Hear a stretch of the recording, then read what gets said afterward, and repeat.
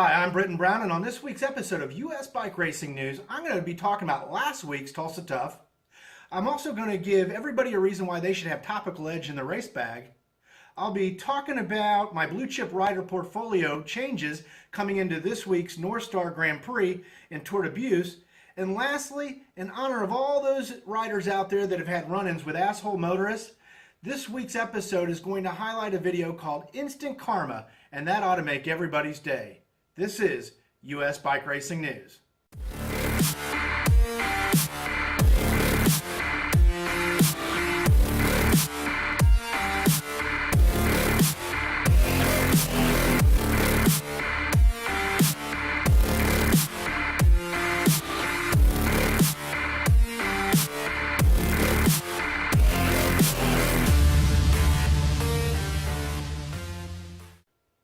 Okay, let's get right into it today. I want to talk about Tulsa Tough. First off, let me just say, I am always impressed and love Tulsa Tough. Matter of fact, it's one of my most favorite races of the whole year.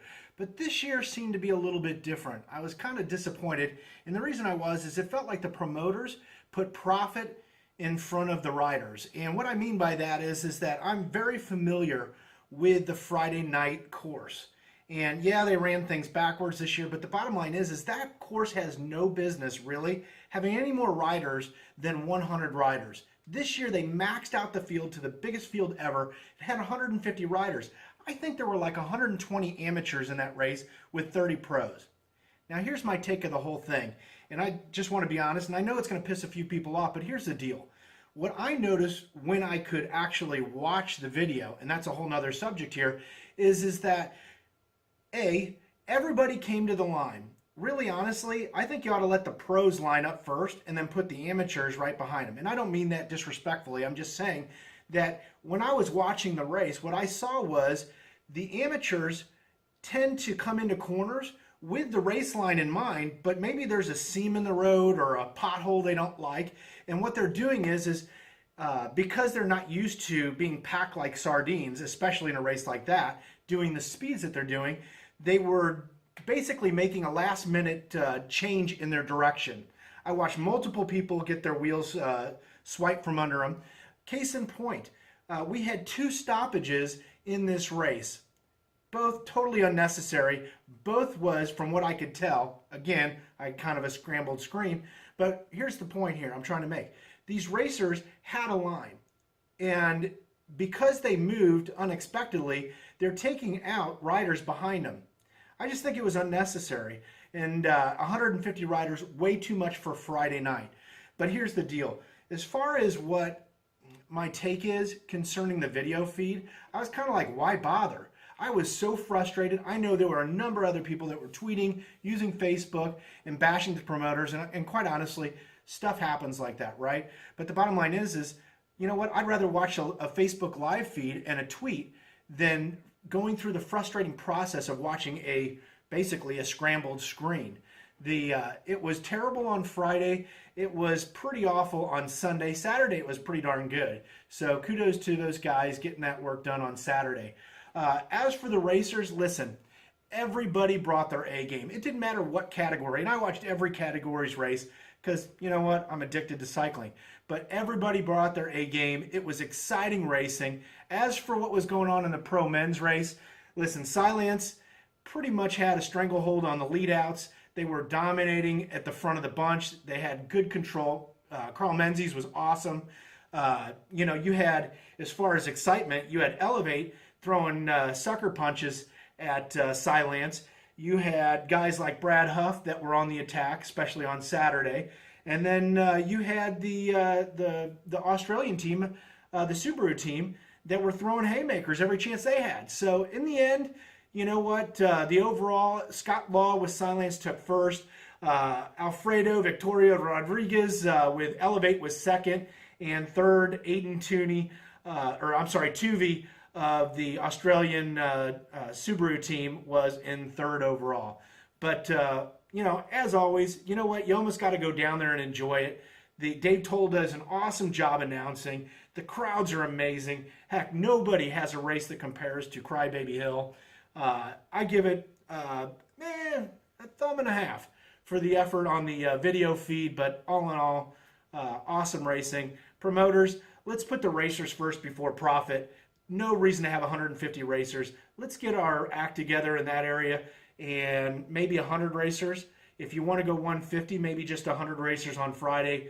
You're not going to compete for the overall if you're late with your registration. But anyway, overall, rocking. Thanks so much, Tulsa Tough. Always love it. Always enjoy it.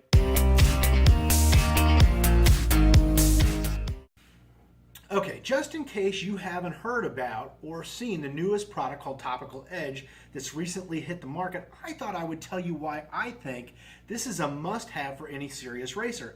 And if you don't use it, you're at a serious disadvantage. Now, the big reason I was interested in this product from its inception is due to the fact that in the EMS world, we use its parent drug called sodium bicarbonate during cardiac arrest events that have long downtime. Meaning, when somebody has been down or dead for a while, their body begins to build up what we call acidosis. Metabolic acidosis occurs after the heart stops and because there's inadequate oxygen, or what we call perfusion. And when that happens, the body builds up acid waste materials. Now, sodium bicarb's chief purpose is to mix with lactic acid that occurs in low oxygen states, or what we call perfusion, and reduces it. In essence, it's a buffering agent. Did you get that? It's a buffering agent. Right there, that ought to get your attention. Now, when it comes to cycling, lactic is your fuel, and acid that builds up during your hard efforts that causes you to fight for oxygen is what reduces or fights the actual lactic that your body uses. And the result is you cramp and you lose power. By tapping into the science behind the bicarbonate, Topical Edge now gives you a legal means to reduce your fatigue, aid your recovery, and ultimately give you the ability to go longer, race harder, and finish stronger than you ever have before. Let me put it to you like this. If you aren't using Topical Edge, it's like going to a gunfight carrying a knife, and that shit doesn't work out well for you. Lastly, I'm not getting paid for this endorsement. I'm really just impressed with its performance and what it does. The product works, period. That's it. That ought to solve the problem for you. Hope that helps.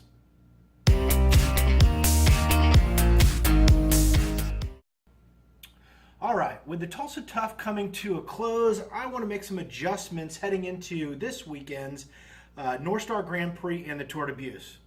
Now, I still have Brandon McNulty on my books, and I'll be keeping him for sure because he's a favorite of mine for the North Star Grand Prix TT and for the overall this year.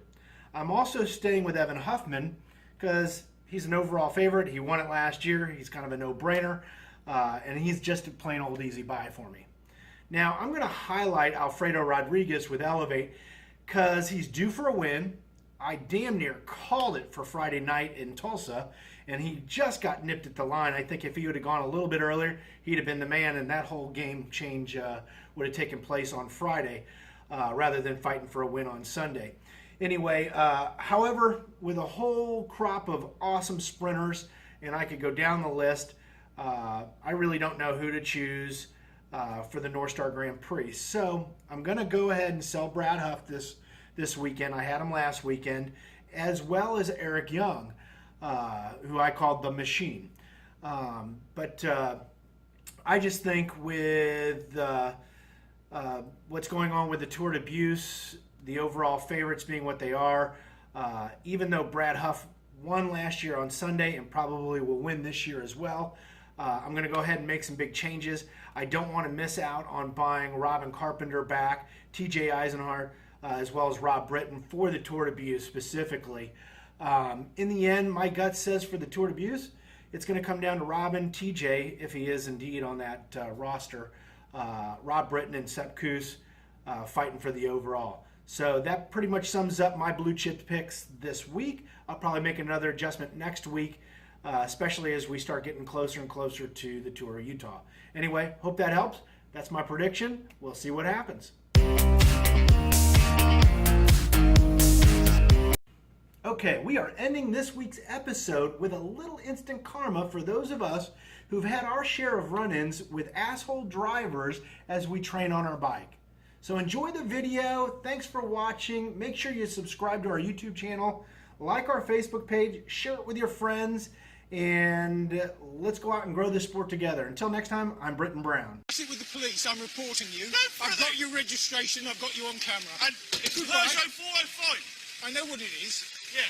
And by the way, have you got insurance on your bicycle? No. Yes. Have you got a helmet on? No. I don't have to wear a helmet. No. But are you excuse me, would you like that broken? Would you like it broken? No, don't touch it. Would you like it broken? Right, well get a fucking life or I'm gonna sort you out and your fucking camera. Oh, really pissing me off. I know I am. And you do this for a hobby? Fucking annoy people. I'm taking your camera. Right.